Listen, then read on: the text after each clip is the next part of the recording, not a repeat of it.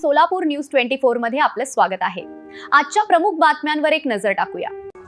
जिल्हाधिकारी एस कार्तिकेयन यांच्या मार्गदर्शनाखाली गुरुवारी सायंकाळी अन्नधान्य वितरण अधिकारी ओंकार पडोळे व वरिष्ठ पोलीस निरीक्षक अरविंद माने यांच्या नेतृत्वासह आसार मैदान, सावरकर मैदान येथील चौपाटी किल्ला बागेच्या बाजूच्या चायनीज गाड्या व पावभाजी सेंटरवर धाडी टाकण्यात आल्या। यावेळी 9 घरगुती वापराचे सिलेंडर व्यावसायिक ठिकाणी अवैधरित्या वापरत असल्याचे दिसून आल्यावर पथकासमक्ष जप्त करण्यात आले। रात्री उशिरापर्यंत फौजदार चौढी पोलीस स्टेशन येथे गुन्हा दाखल करण्याचे कामकाज चालू होते।